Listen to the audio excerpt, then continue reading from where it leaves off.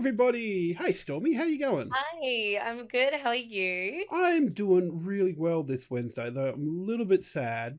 I think I said the same thing last week for nuts and bolts as well, because this is our last weekly show of the year, which is a little bit sad. But It is very sad, but like, where did the time go I as know. well? Oh, it feels like only yesterday that that I was starting to do all this, and then you've come along, and everybody's come along, and it's so great. Arion, thank you so much for that sub. Very much appreciated. You're a legend. Um, but yeah, like it's been a big year. Huge. I was just like in so many ways as well, like, for Goa, gaming in general, and all the news and stuff that we've covered this year. Like we like we were just talking about a few minutes ago. It's like, man, what's happened this year? As in like a lot's happened this year, but it's trying to remember it all because it's just been filled with like news and we had packs and everything. But now we're a few weeks away from the end of the year. It's really sad. Hmm. But you know what? It'll be good because we got 2023. There'll be a whole heap of new games coming. Breath of the Wild 2, sorry, Tears of the Kingdom has a release date. They'll be getting Starfield. There'll be a whole heap of games coming out next year. But of course, we still got this year to look back on a little bit. And before we get into that, let's jump in with, well, what is normally our bloody good game of the week segment, thanks to Aussie Broadband. But we figured it's our last show for 2022. Let's make it our bloody good game of the year. So our games that we've picked that we really have loved, that it doesn't have to have come out this year either. It could be anything, just something that you might have rediscovered maybe, or just had a lot of fun doing. And look, I'm going to go first. And those of you that have been listening to the show for a while, you probably know that I'm a big fan of this game. I've talked about it a lot, and I'm going to surprise you and say it's not Metal Hellsinger, although that does get an honorable mention.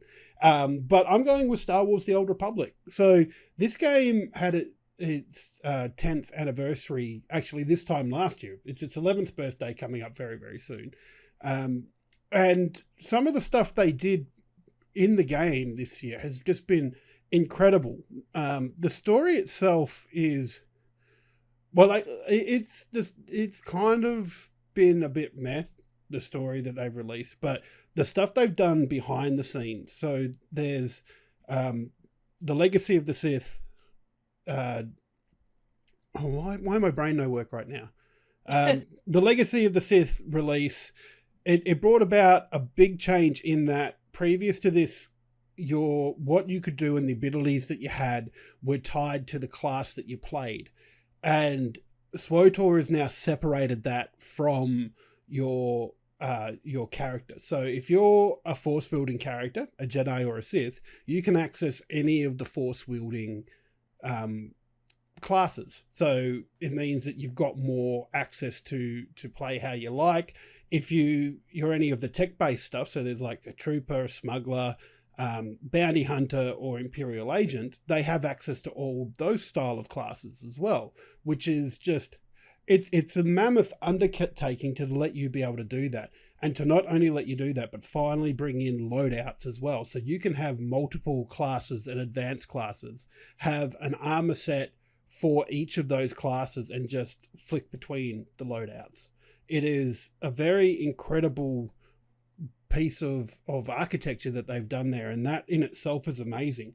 But when you then factor in stuff like they've made changes to the UI, so how the game looks, actually that a lot of that came in a patch that came out last night, and I played a bit of it this morning, and honestly I'm really liking how it looks. There's a lot more elements that you can move around and make your own, and it looks really cool, to the point where the map is as well in the game. So previously, if you wanted to bring up the map, you would have the map up, and if you started to move around, it would sort of go opaque so you could see through it and do things. But now they've made it so that it's on the screen but sits off to the side, so you can see what you're doing more, and that it just looks a lot better. It's a lot nicer, a lot neater. And there's future stuff to come as well, like they're planning colorblind modes for it as well. That got announced in their last live stream that they did. So there's a lot of changes they're working on there. And then two little things like if you and another player from the same faction are attacking the same group of enemies, it would be whoever got there first and drew the aggro of the mob would get the credit for killing them. But now, if you're in the same faction, you both get credit for it. So on missions that require you to kill multiple enemies, all of a sudden you're not fighting each other for the next mob. You can go, cool, well, we'll just jump in together and basically be a group without being a group.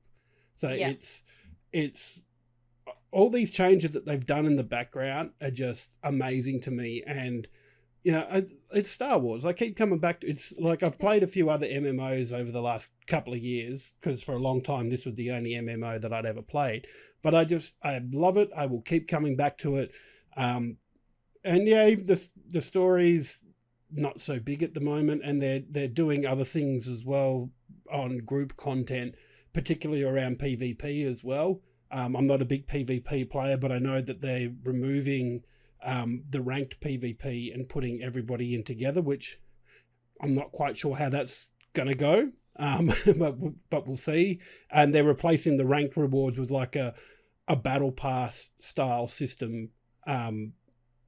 And that there's a few other things that they're doing in there as well. Like if you're a free-to-play person, you can play for free, and it used to be that you would only be able to do a certain amount of PvP games before you wouldn't, you know, you'd hit the free to play limit. But now they've removed the cap on that as well. So it's just so much that they've done behind the scenes and functionally for SWTOR this year that's why that's my bloody good game of the year.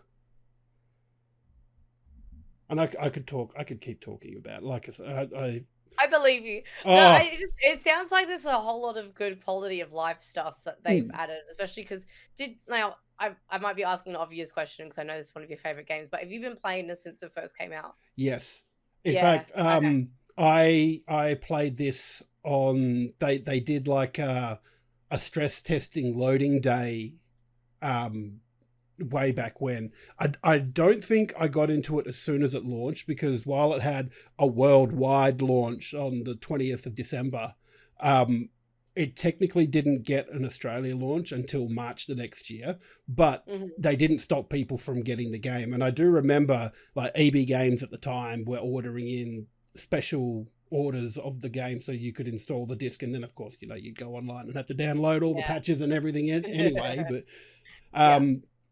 But yeah, like, and in fact, I've still got my my original CD box here somewhere, so that would be an interesting thing to try and do, to see if maybe we could like go back to vanilla SWTOR. I don't think I'd like that, because there have been it's been going for 11 years, so there's a lot of stuff under the hood that that they've made changes to that have improved the game as well. And I'm sure there'll be people that will say that there's stuff that they would like as well, but I honestly don't think there's the love for vanilla SWTOR that there is for vanilla WoW or something like that.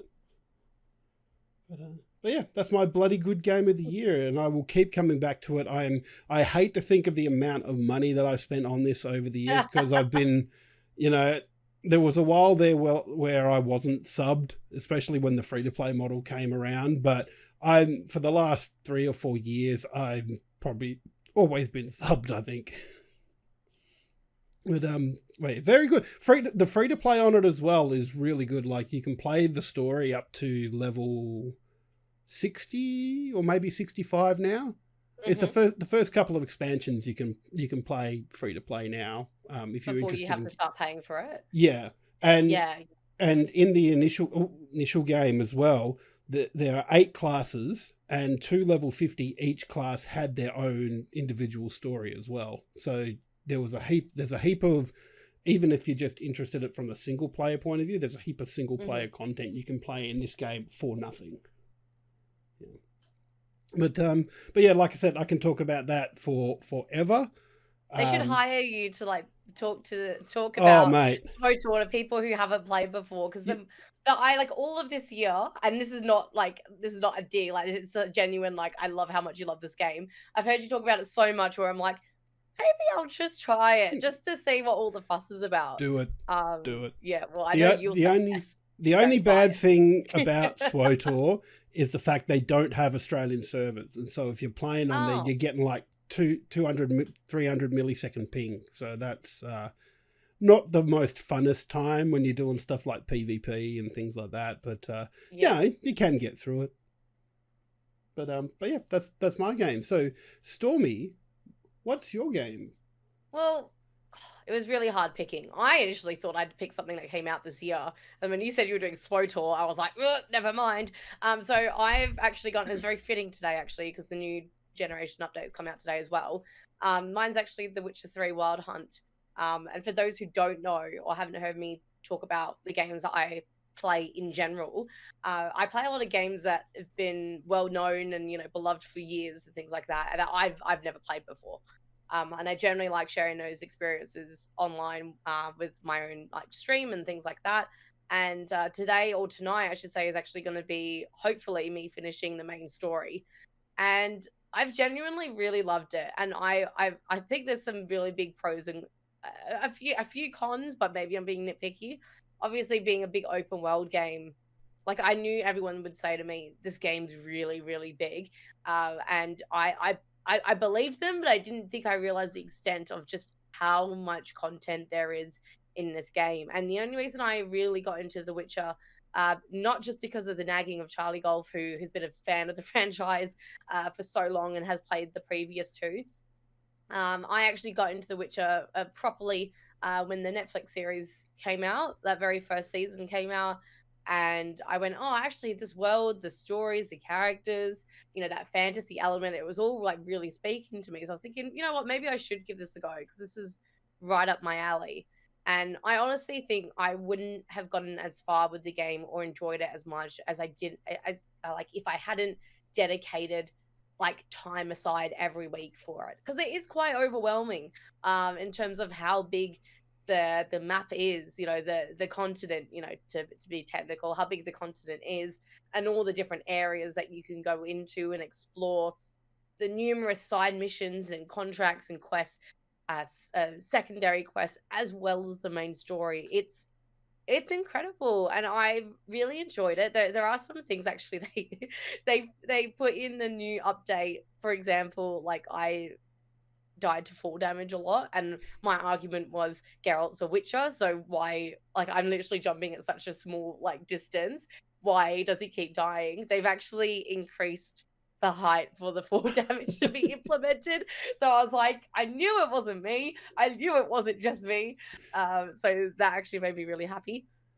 What else is there? I don't know, just like getting to upgrade Geralt with the different armor and get to mix some different potions and oils. And initially, when I first started it, I was like, holy crap. I was like, there's so many different elements to this game. It's really overwhelming. And I think it's again, it's a time thing, and I'm glad. If, I guess I would. Maybe I feel like warn is a strong word, but I guess for anyone who does want to get into The Witcher for the first time, to really pick it up at a time where you feel like you can properly invest like a lot of hours into it to, I think, fully appreciate it. Because the story is really great, the characters are fantastic. I'm just having a look now because I can tell you exactly how many hours I've put into it. And this is on stream alone. This year, I've played just over 80 hours and I haven't finished the main story. Oh, wow. Yeah. And look, admittedly, a lot of that is me getting sidetracked and wanting to do side quests or do treasure hunts or complete a contract and things like that, or play Gwent, which is a whole other thing. I was about to say, how long have you spent playing Gwent? I played a lot of Gwent. For those who don't know, very quickly, Gwent is like a card game that you learn in the game as like a side thing. It's not like a big important thing. But Gwent actually has like the most important thing in the game. Well, to me it is, but everyone else doesn't like it when I'm streaming and they're like, please, Stormy, finish the story. And I'm like, no, I gotta play Gwent. You know what I can remember is like the original Knights of the Old Republic game. There was a card game in that called Pazic, and it gets you in. Like it does. I can't speak to Gwent because I haven't played The Witcher 3 and whatnot, but Pazic was just a nice, simple game, and was just like, this is fun. I like this. Yeah, no, I got really into it once I wrapped my head around how it works. It actually wasn't that hard. Like when like once you kind of learn the basics, it is very easy to get carried away with it. But Yeah, I don't know. This is definitely my bloody good game of the year because it's been something I've had on my bucket list to finish for so long. And now that it's got these new updates, which I'm really looking forward to having, or having like to add, sorry, to the game to finish off tonight with, the graphical enhancements, not to mention more DLC and some DLC based off some of the Netflix series. It's great. And I think it's awesome that it's still so well supported after being out for so long as well, and to still have that community behind it, and still have them be so passionate about a game that's been around for so long. Mhm. So yeah, I mean, a few honorable mentions though. Elden Ring, of course. I felt like I was doubling up because that was my bloody good game of the week last week. Sorry. Mhm. The Quarry is another great one. Cult of the Lamb, of course. I feel like I'll be yelled at if I didn't mention Cult of the Lamb because I have so much this year already. But yeah, I mean, just in general, as someone who's never played The Witcher 3 before, I have thoroughly, thoroughly enjoyed it. Awesome. That's so good. And big thank you to Aussie Broadband who sponsor us with some bloody good broadband to our studio there, and for sponsoring us this whole year with this segment. It's been so great to have them on board and as part of this. So please, if you're looking at internet, definitely go consider Aussie Broadband. Thanks, Aussie Really Broadband. cool. So that was our bloody good games of the year. But you mentioned a few of your honourable mentions there. There were a few that were nominated for Game of the Year award type stuff. Yeah. And of course that was the Game Awards happened last Friday, our time. And there was a few interesting things in there, but we'll start at the top of our list because like it's been a while ago. Like there's been a weekend between now and then for us, and like I must admit I've forgotten a lot, but there is a few bits and pieces that happened that I really love. So let's kick off with some of the trailers, and of course with my game of the year, you've got to expect that the trailer that I was most pumped to see was Jedi Survivor. Oh, it looks so cool. And like, I'm very keen to see where they go with this story. I kind of hope they take it down a little bit in its stakes, because like the way Fallen Order ended was just, it was amazing. And it's been out long enough. I think we're out of spoiler territory, you reckon? Yeah, I think you are. The final sequence with Darth Vader.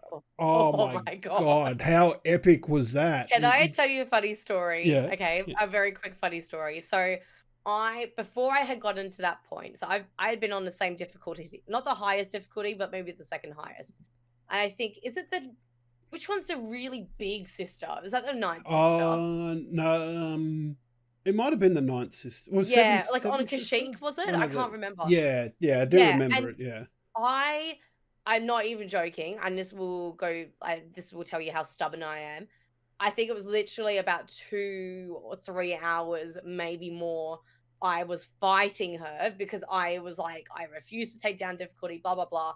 And Charlie Golf already knew what the ending was, and was just like, trust me on this, put down the damn difficulty and finish the game, because you will see the end of it, the story, and you'll wonder why you didn't just make things easier for yourself and just finish it. And yeah, that's whole end sequence was amazing. And just quietly seeing Pax Imperius in Kenobi as well, that was really cool.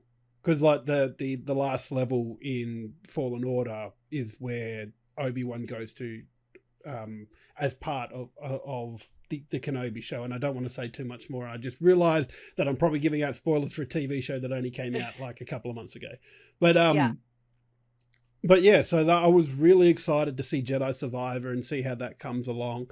And little bits and pieces, like when I originally watched the trailer, I saw Sia with what looked like the Jedi archives. And I thought, oh, they're back on the Jedi Temple on Coruscant. But on more rewatches, it looks like she's re-establishing the archives. So that could be an interesting thing, because it kind of says to me that Cal Kestis and her, they're still friends, but they're not traveling together anymore. Yeah. Yeah. So yeah, that's got to be interesting. I can't wait to see what goes on there. What I did like about the trailer as well is that it did show some amazing, like one of my favorite parts of the trailer was just seeing all the different styles of combat and stuff that you could, and like the integration of the force and stuff. Like I loved that, all the combat actually in the first game. But it showed a lot in the trailer, but it also didn't show much. Like it didn't give too much away, and I feel like some trailers are quite guilty of showing too much. But this one has me even more excited. I don't know if I told you, but I've already pre-ordered the deluxe edition. I still like as soon as I Was could, there a I was deluxe like, edition? Because I've pre-ordered it myself, but I didn't see a deluxe edition. honestly, can I be honest with you? I just saw there was a deluxe edition. I didn't even read what was in it. I was like, We're not talking about I like because just want it. there's that collector's edition that's No, not going. that one. I Oh wish it yeah, was. that was. I went and looked at it and I thought, oh yeah, I'll have a look how much it was. Like $300 and I'm going, But cool. Yeah, no, I'm not getting that. but I do have the deluxe edition though. But I was gonna say, like, and this is like the Star Wars nerd obviously coming out. If you factor in the price of a standard game and then a lightsaber, like I know it doesn't have the blade, but the hilt itself, and you think about the price of a Black Series saber, I think the price is well justified, I and that's how I'd convince myself to get Yeah, that may be how I would do it as well, but I just it. do not have that money.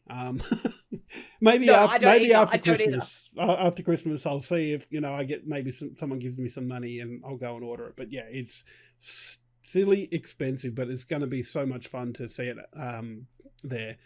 Yes. You know what? Admittedly, I don't remember a lot of the other trailers. Like I said, it's been a bit of a while between now and then, but. It's sure that I didn't think there was any other trailers of real note there, Stormy. Are you pulling my leg here? You're No, pulling my leg. I'm being totally honest. No, Yeah, no. There is one trailer that at least I must talk about because I think you were there when it happened. So for those who don't know, I live streamed the Game Awards on Friday on Twitch. And one game that got announced that was definitely not on my list, my bingo card, if you will, for the Game Awards was the announcement of Hades 2. Now, you all know yeah, there was that game came. Yeah, it got announced, didn't it? Yeah, that little game. Yeah, that was like the first like big announcement they made of the day, of the night, I should say. And oh my god, like so I so even thinking about it now, I was so excited because it caught me so off guard. And I remember seeing like the first frame of artwork and then the Supergiant Games logo coming up. And I just thought, shut the front door. Like this isn't happening. Like I before they even showed the characters, I was like, I think I know what this is. Hades 2 is so exciting. I think they said they were gonna have like an early access thing next year. From what I've gathered, because there's a new main protagonist called, oh my god, I want to say it's Melina, but it's not. I thought it was like Seer or something. Like I know that's the Jedi Order. The name of the boss of like the big boss of Hades 2 is Kronos. But I'm quickly on the Supergiant Games website because I've just forgotten her name. I'm a fake fan, I know.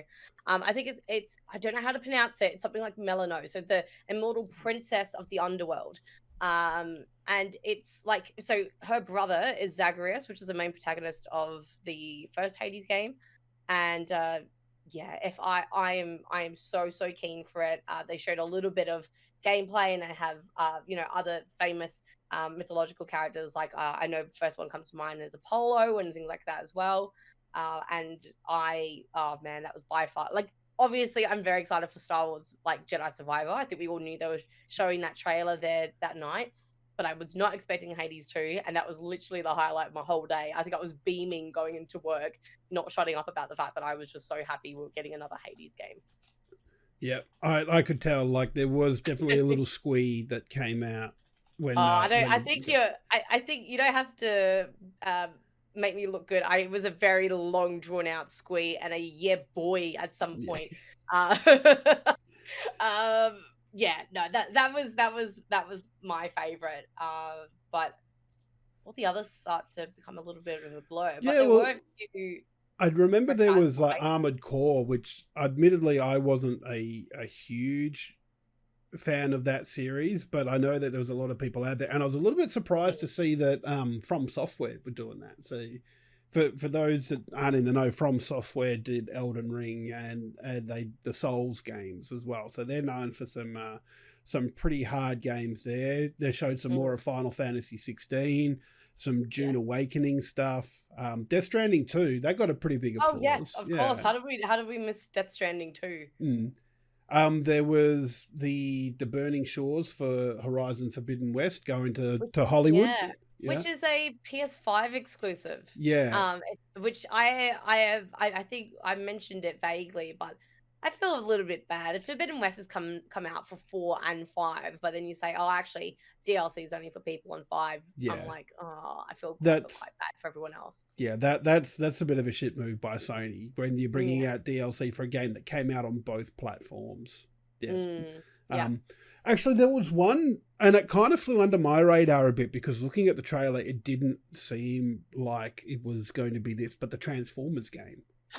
Yeah, you know what? I remember seeing it, and it wasn't until the hand came out, because you were in first person of, well, I imagine it's Bumblebee, isn't it? So you saw the hand come out, and I went, Bumblebee, because everything else you couldn't quite tell in the combat sequences that there were other, Yeah, it just looked like generic sci-fi shooter number 12 or something that was happening there. But then all of a sudden, right at the end, there were Transformers. Yeah, that was pretty sweet. There's the Phantom Liberty DLC for Cyberpunk 2077. I reckon that'll be interesting. Like if you with Idris Elba. Yeah. Cool. So that looks pretty cool. So I'm quite interested in that, and I may even try and find a cheap copy of Cyberpunk again to play that, because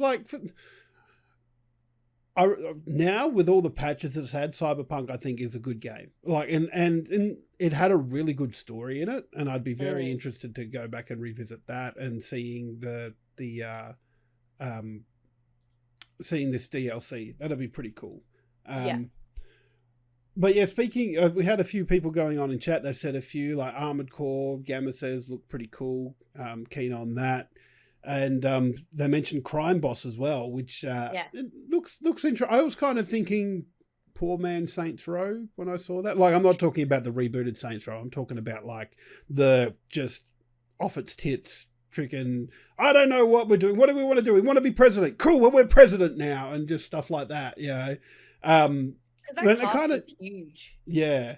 But it did look interesting. But I will say one thing that was that was an interesting moment was when they brought Michael Mazdon out to talk about it, because like he was the second actor that they brought out for that. We'll get to the other one in a second, but yeah, Michael Mazdon just did not look interested at all to be there.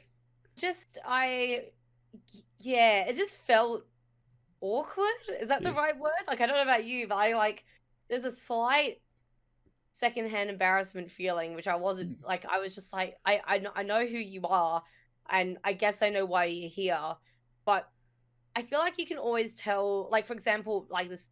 Go back to Star Wars for a second. When Cameron Monaghan came out, who plays Cal Kestis, you can tell like he loves this game. He is a Star Wars fan. He loves his character. I'm not saying that, Michael doesn't. It doesn't feel as authentic and genuine, and it's also like, what are you doing here? Yeah, I wonder how much of it might, because like he didn't look very well on the stage. He looked very old, to the point where like his coming out for a game like Crime Boss, you're sitting there thinking that, oh, cool, he's coming out for this, and he's flanked by two goons in like the security dress up and whatnot. And it fits the Crime Boss narrative, but it also kind of felt a little bit like we're just making sure he doesn't run away or do something silly. Like, that's kind of what it felt like to me. I don't know. There was some most of the announcements or people coming out to present was pretty good, but there was always a few where you're like, this doesn't feel as like exciting or genuine. Like, even, don't get me wrong, I love Crash Bandicoot, but when he came from the ceiling and did that whole little skit sequence, I was like, oh man, I was like, just show me the trailer. What was the game as well? Like, it wasn't a proper Crash game. It was like a No, Crash party it's game, like a Crash battle. Mario party or something, wasn't it? I think it's more like a battle brawler kind of style thing. Which it doesn't seem terrible. It's not what I was expecting. No. I think there are some cameos, or like having Animal. I liked seeing Oh, Animal from the Muppets there. Like I feel like that is done well. But then there's some other presentations with a few special people where you're like, oh, I don't know. I was kind of hoping like there was this little glimmer of hope when they brought Animal out, because he presented what was it, best score or music in a game, but there was a Muppet mobile app years ago, and it was so much fun. My Muppet Show was what it was called, and it just kind of disappeared and stopped working because like it had servers you had to log into, and they just kind of one day shut down the servers, and that was it. So I was kind of hoping they were going to bring that back. Obviously didn't happen. It kept seeming like they were going to announce something Muppet related. Yeah. Like, oh, no, it was Animal just here just because. Yeah, well, that's it. Yeah, you don't try. Or maybe Jim Henson's estate needed some quick money and just thought, yeah, we'll let Animal appear. Let's go. I did like the fact that Animal said that Millennia in Elden Ring was his favorite boss. I thought that was quite funny. Yeah, all of that was actually quite cute. I'm a bit biased. I do like the Muppets. Yeah. The only thing that might have been better was like to have, like, because I'm not, you might not be familiar with, but the Muppet Show originally was like this variety show, so where stars would come in and do it. Like Mark Hamill was on it back in the day. And like they'd come on and like they'd do skits and promote whatever they were doing recently, and Kermit was the backstage theater manager type thing. And I kind of wanted to see something like that with Kermit backstage with Jeff Keighley and Kermit giving him shit for not doing stuff right and stuff like that. I reckon that would have been cool. Yeah. They could only afford one animal Yeah. But I wonder if their budget for cameos was it hit the mark when the presenter for best game performance came out. Yeah, well, yeah, that was I feel like they kind of did that early. They did it really early in the night. Like they did a heap of awards before the show even started, technically. But like then the first one was the best performance, and like our boy Chris Judge, well done, mate, for getting that, and getting to meet Al Pacino, who was also someone else that kind of went, I don't know what video games are, but you're going to pay me money, so I'm going to be here. Oh, my kids play them, and it's like, okay. Yeah. Like, I guess, like, I understand why you would bring someone like Al Pacino out, because I guess, like, they're trying to signify how vital and how integral and how important, actors in games are, like, just as much as they are in, like, movies or TV shows. Again, it was one of those moments where it's like, what are you doing here? Yeah. He just seemed a little lost, and I was like, I respect you. It's cool that you've come to the Game Awards, but it felt a little awkward. Yeah, that's it. But a little bit awkward there as well with how long Chris Judge's acceptance speech went for. Oh, by far the longest speech of the night, and was the first speech. It was I was like, I was obviously, because I was reacting to it, and I think you were in the chat with me at the same time as a few other people. And like it started, and it was really sweet, and it was good. And then I remember sitting there thinking, oh my god, he needs to hurry up. And then everyone in the chat was like, okay, let's move along now. Like, and then they played like the walking off music, but then it just made his speech sound a lot more elevated and like inspiring. A lot more dramatic. I don't know if he didn't hear it or he was just ignoring it. Because I don't know if you saw, he even tweeted afterwards that he had more to say. And I was Jesus. Like, babes, like the whole show hasn't even started. Like, you were the first one. Yeah, pretty sure everybody else's speech got cut short so they could make up time from that first speech. And then Jeff even like made a joke, which I thought was really funny, because they were giving away Steam Decks every minute, one Steam Deck every minute. And then afterwards, Jeff is like, wow, like Christopher Judge has made like Steam kind of sweat because they've had to give away a few extra Steam Decks now for like how long his speech went, which I thought was pretty funny. But yeah, it was, again, like what you said, it was a really big award to present by Al Pacino right at the beginning of the award show, but then it's just like, are they going to bring Al Pacino on first and be like, okay, you can leave, you can go now? That's pretty much what it was. It kind of felt like, yeah, they wanted to highlight the voice work, and a lot of it's motion capture work as well. So not just voice work, but these people are doing the motion capture for their characters as well, and a lot of using their image too. Like there's a you saw it in the trailer for the new Cyberpunk stuff. It's Idris Elba in the game. You know, even before that, it was Keanu Reeves as Johnny Silverhand. So there's a lot of acting that gets done there now, not just lending a voice to the character. And so I think you're right. I think they wanted to get a known actor to do it, but of course, it's still video games, and most people look at it and go, "This is video games. What are you?" Yeah, I feel like you still could have grabbed, like, having Idris Elba maybe present that award, or just after the announcement of him being in the new, DLC for Cyberpunk would have lent itself, I felt like, more authentically. Or even if you have someone who has been in previous video games who is also like a well-known actor and stuff as well. Well, they're going to trot out Troy Baker again and just Oh, no, not Troy Baker. He was already there later in the night as well. No, like obviously Nolan Troy Baker's very talented. Oh, you're giving out, like, those are like 2 names we see like so often. Like, give it to, oh god, now I'm having to try and like bring out James McAvoy from that. Was that 12-hour game? James McAvoy and Daisy Ridley. No, 12 minutes. Yeah. I think it's something a bit bigger. Like, didn't Danny Trejo do a voice in one of the Fallout games? Or I know this was a while back and I'm stretching, but do you know what I mean? Like, but then Al Pacino is just like, I guess for like a general audience who isn't watching the Game Awards, that name circulating and trending online will probably grab a few more people, I'd imagine. So we've gone over, we've already mentioned a couple of things that won during the night, like Chris Judge getting his Best Actor award, and I'm so happy to see Teal'c getting an award. SG1 reference for those that are old enough to remember that show. But, last week we did a few of our own predictions. We didn't go through and do everything because there were like 31 categories, but we did 17 out of them. So there's a couple I want to call attention to because Metal Hellsinger was robbed for Best Score and Music. Like God of War Ragnarok won that one. And I'm still annoyed at that because Metal Hellsinger's soundtrack was amazing. It should have won. Was there any categories where you looked at and went, yeah, no, that wasn't the right winner? There is. There is. I know, that's why I'm asking. Because there is. And I'm going to be a little like petty for a second because I actually uploaded this reaction to this category that you're talking about on TikTok only this afternoon, and someone had to go and comment on it and be like, when the game you wanted to win doesn't, so you have to complain that it's rigged. And I never said it was rigged.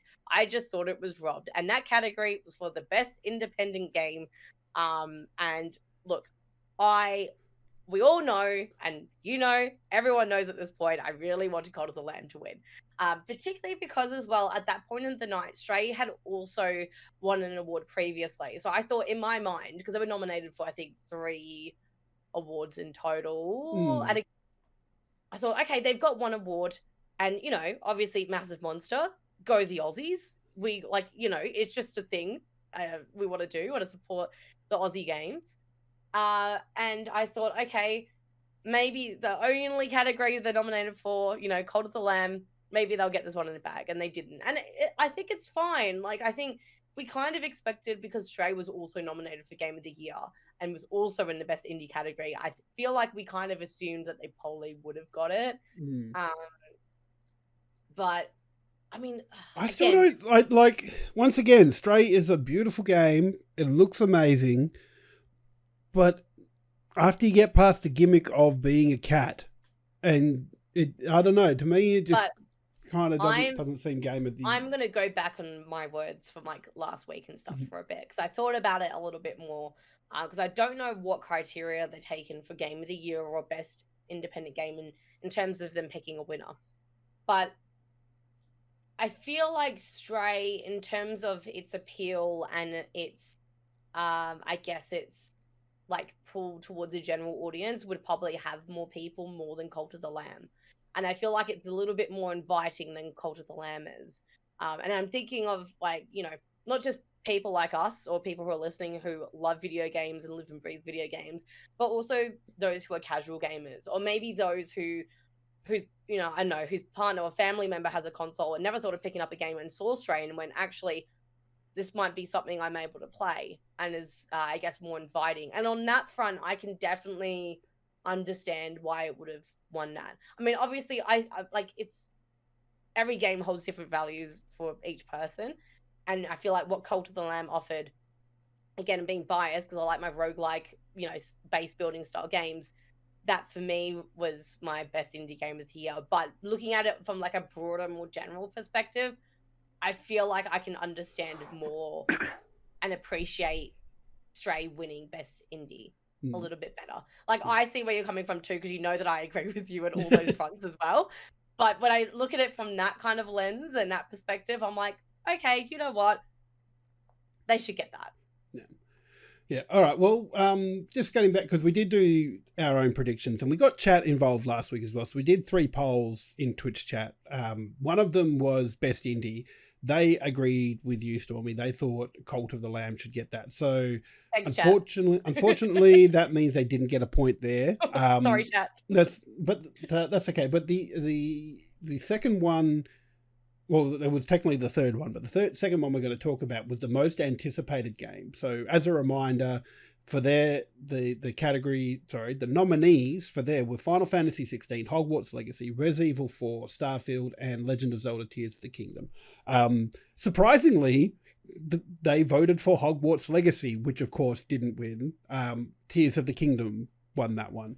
Did we both go for Tears of the Kingdom? We did. Yeah. And then lastly for chat, we voted for the game of the year, the big one, the big kahuna. They actually got it right. They voted Elden Ring. Yes. And both of us went for God of War. God of War. So well done, chat. You got it. You got us there. You bested us. You bested us this time. But I think what most people want to know is how we both kind of did individually. And I've got the results here, so it's not a surprise for me. But Stormy doesn't know. Yeah. And I'm going to take a guess and say that I've lost because I backtracked, I think, on a lot of the decisions we made last Friday. Well, you would be wrong. You won. He won by 2. Only by 2. So Yeah. what was there anything that separated us? Like is there what was there any categories that I got right that you got them wrong, or vice versa? First of all, we voted on 17 categories. You got 8. I got 6. So the best indie debut, you went with Stray, which it won, and I went with Vampire Survivors. So that was one that separated us.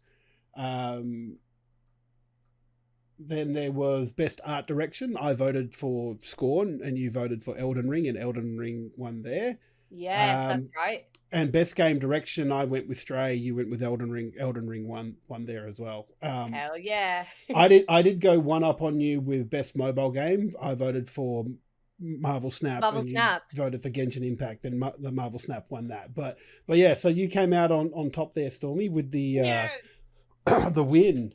So we'll try again next year. Yeah, next year. 1-0. 1-0. All right, we'll come back for next year. We're going to do it. All right, got to get me my game predicting stuff on ready for next year. There is one more thing I want to talk about before we move on from the Game Awards, because, and I think everybody saw this guy. So there was an orchestral performance of some of the music there of the Game of the Year performance, and you'll know, Flute Guy, he became a sensation because he just goes hard. He is just incredible. Even when you're just looking at the group of performers, you can see him. Like, I know he's in the middle, but he is popping off, killing it. Yeah, like he was so entertaining, and just like not only is he going off, but he is swapping instruments. Like he plays like 3 or 4 different instruments in there, and it's just incredible. Oh, go away! No, I don't want to play that. we're going to get DMCA'd because of Guardians of the Galaxy.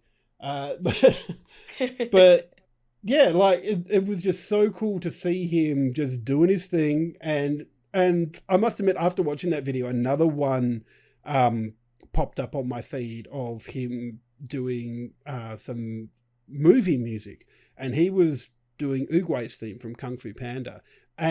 But he was front and center in that, but he was still going at it. Like, it was just, he's a guy that loves what he's doing, and he's getting involved, and I love it.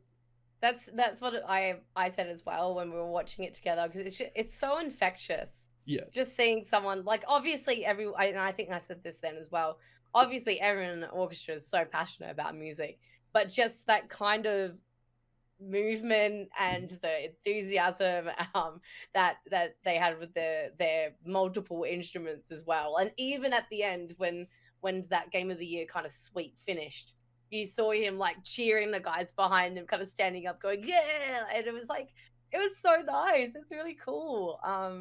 It's kind of going back to talking about people presenting or coming across as authentic and genuine. Like, that is like the peak, that infectious enthusiasm that someone has for what they're doing just coming through. And I'm so glad like a lot of people were talking about him as well, because I thought he was brilliant.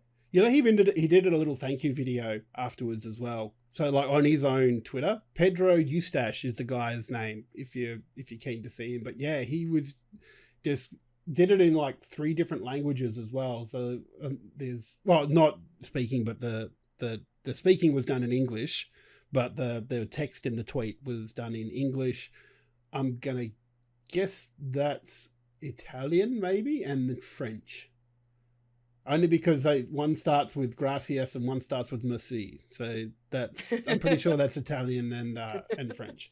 But yeah, no, and he was just happy. He was happy to be there and happy to be seen now. So like, yeah, absolutely love it. Well done, flute guy Pedro Eustache, for your performances there. I hope he's back again next year. Oh, me too. Like, yeah, that's it. Put him front and center, please. Have him vital. I don't know. I want him to be like raised on a stage somewhere, and like in a flying in on a harness. Yeah, with like a big golden sequin suit or something like that. Just to it'd be, you know what, it'd be really cool if, and I'm sure there's other people who could present this too, but it'd be really cool if next year they presented best score soundtrack. Oh yes. After how kind of viral that he got this year, that would be really cool. I reckon this will be a tradition now of being like, yeah, the flute guy. Yeah. That sounds amazing. Awesome. Would absolutely love that. But I feel it's only natural going from the Game Awards for 2022 into our gaming memories from 2022, because being our last show, I would like to take a moment to reflect on the year that was, because I think we've had such a good year. There's been a heap of firsts in there and a heap of really cool things that we've done. And I think there's no better moment to talk about than going to PAX. Like, it was the first one back after it's had missing for 2 years, and it's Goa's first time at PAX. There was a heap of us there, and doing things like doing the panel on how to host a charity stream, and then our community meetup on the Saturday as well, and meeting so much of our community over there. That was just an amazing time, and let alone all the other stuff that goes with PAX as well.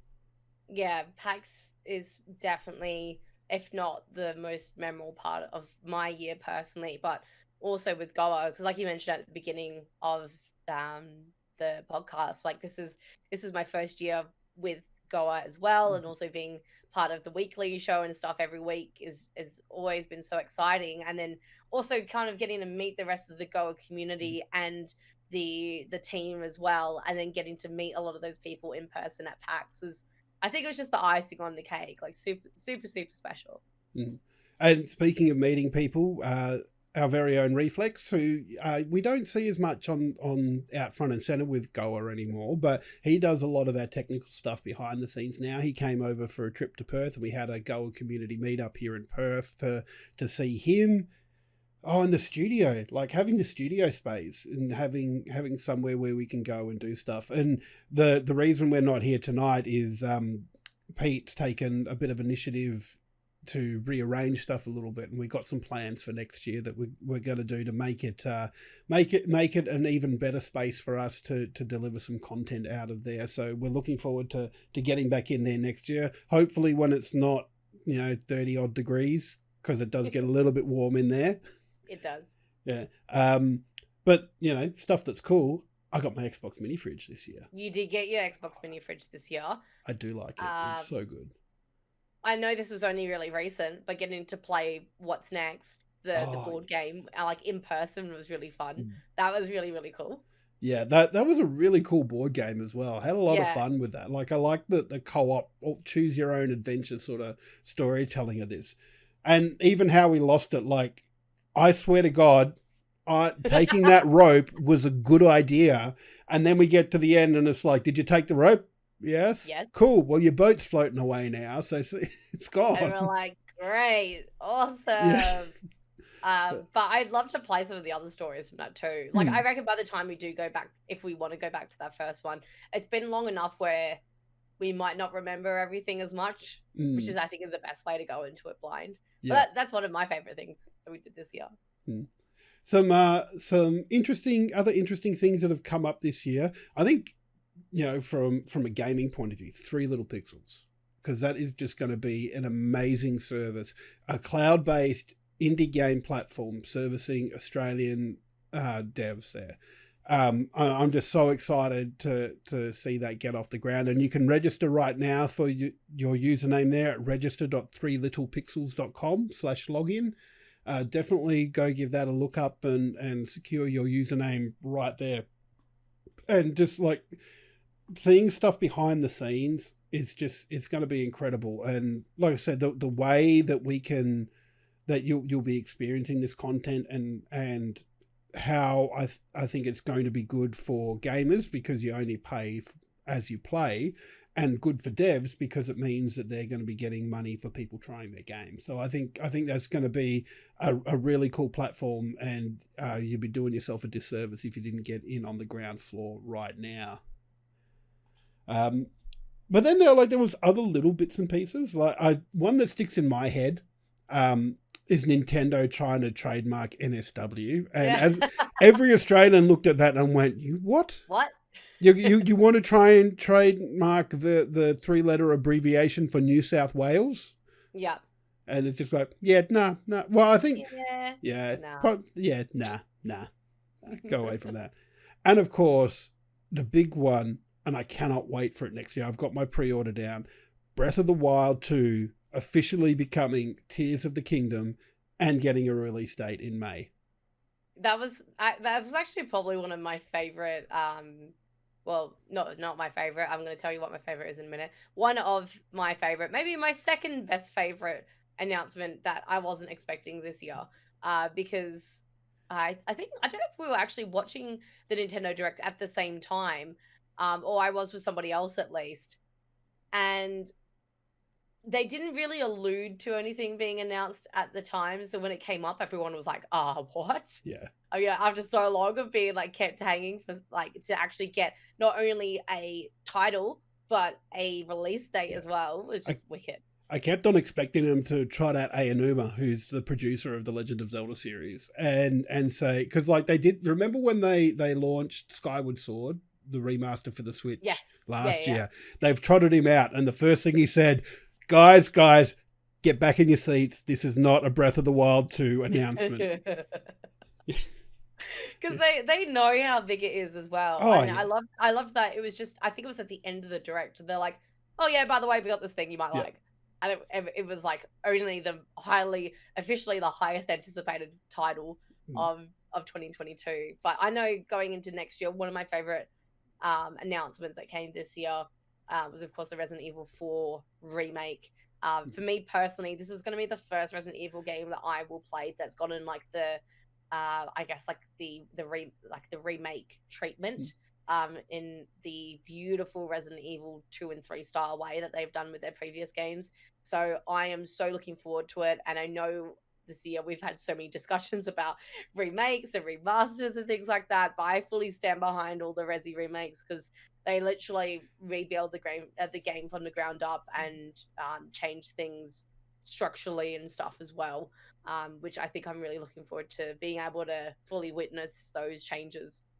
That's not where I thought you were going with that. Like, when after you sort of corrected yourself and said, "Oh, it's the second most surprising one," I thought you were going to go back to Hades 2 then. Look, Hades 2, I think for me is still really far away. And the Resi fan in me still holds like that number one spot. I feel like if I said Hades 2, it would have been still out of pure exhilaration and excitement and surprise from not knowing it was coming. But I think because a lot of people knew they were going to do a full remake at some point, and then I had been anticipating wanting to see it, and then finally getting to see some footage. Yeah, I'm waiting on someone to announce the collector's edition so I can pre-order it. So hopefully soon. So, question without notice, because this is only something that I've just thought of. Because we're remembering the end of the year now, but what would you like to see announced, event, something in 2023? Because I've got something that I can say to give you some time to think here. Because you remember a few years ago there was that remake of Legend of Zelda: Link's Awakening, and it was just this nice, cute little way. And I'm looking at that going, I want a Legend of Zelda 1 and 2 remake done in that style.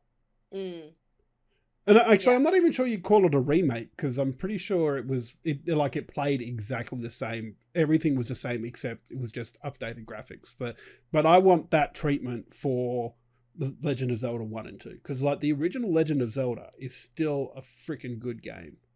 I absolutely love it, and I would like to see something like that. Nintendo, if you're going to remake anything, remake that.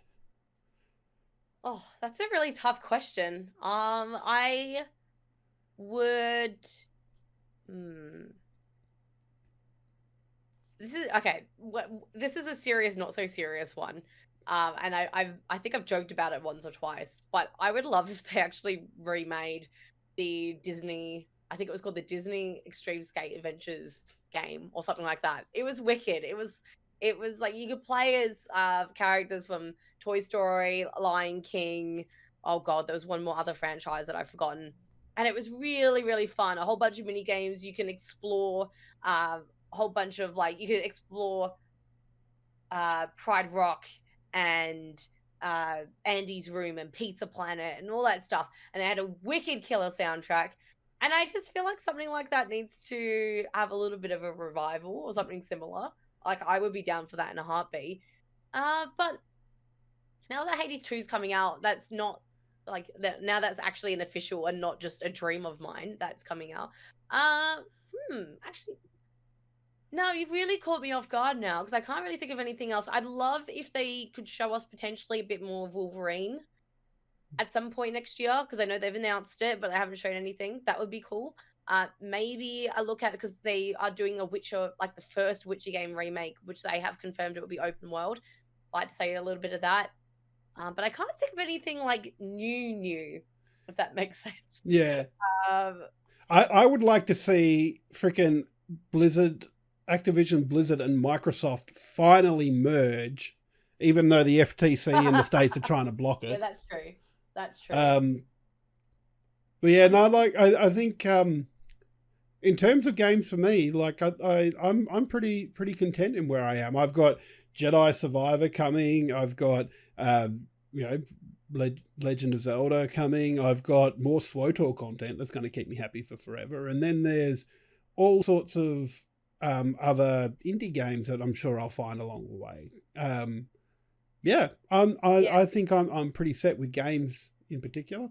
Yeah, I think I am too. There was a lot of games that got announced at the Game Awards that were scheduled for like the first half of 2023, particularly around May and June. Because I, if I'm not mistaken, Jedi Survivor comes out several days before the Resident Evil 4 remake, and I'm like, oh my poor wallet. Just quietly, like Jedi Survivor comes out the day after my birthday. Oh, So I'm just then why like, haven't you pre-ordered yourself a collector's edition for your well, birthday? yeah, no, like I just cannot justify that money. Like it would be amazing, but no, I can't. Sorry, I'll get the deluxe edition, and that'll be enough for me. Yeah, I'm trying to be the good bad influence for you I and be know like, you're you the know little what? devil Treat sitting on yourself, my do it. shoulder. You I should just know, do like it. do Yeah, it, do it, do it. yeah. You're Um, what's his name from Tommy from Parks and Rec? Just treat yourself. yeah, Yeah, treat yourself. Yeah. That's but exactly what I'm gonna be doing. yeah. But yeah, I know. I think it'll be really interesting to see. I can't even imagine new titles getting announced yet because it just feels like there's so much coming out already. It's Yeah. insane. But who knows what that will bring us? Because that's a whole 3 weeks away now. But there's more of 2023 as well. So long time away, long time for something to happen. But from us here at Game on Oz, this is going to be, like I said, the last show for 2022. We want to thank everybody for watching. Thank you, Stormy. It's been a great year having you on the podcast and just this talking so much crap and talking about stuff we love, video games. No, I like thank you as well for having me this year as well. I feel like I don't feel like so much the newbie anymore in a really good way, but I appreciate all the patience with my weird gaming questions as someone who's like new to the gaming scene, and hopefully that's helped someone else who's listening maybe want to try some new stuff. And it's never too late to try something new as well. And getting to work with you and Pete this year, and getting to work in that studio and stuff has just been really, really exciting. So I'm really looking forward to next year. Cannot wait for that. And thank you to everybody for watching on twitch.tv/GameOnOz, for listening on all the various podcast platforms that we have, to our communities on Twitter and on Discord. Thank you so much for being there. We wouldn't be anywhere here without you. Thank you to Aussie Broadband for sponsoring us this year for the Bloody Good Game of the Week. We've been much appreciated there. But I think I'm running out of people to thank. Have I missed anybody? Actually, one I haven't thanked. Thank you to everybody behind the scenes at Goa. So like we sit here, we do this show, and we've got nuts and bolts that I also do with Natty. But to all the writing team behind the scenes that put all out so much wonderful content on our website, particularly our editor-in-chief, Royce Wilson, aka Zulu, who does so much work behind the scenes as well. It's incredible. Reflex again for he hosts a lot of our tech stuff like email and things like that, and it's just such a pleasure to work with everybody there, and cannot wait Natty to on see the socials. Natty on the socials and being the sounding board for the stuff we do on Nuts and Bolts, and it's going to be so good. Cannot wait for 2023 to see what all these legends are going to bring out forward. But until then, stay safe, have a great Christmas, and we'll see you in the new year.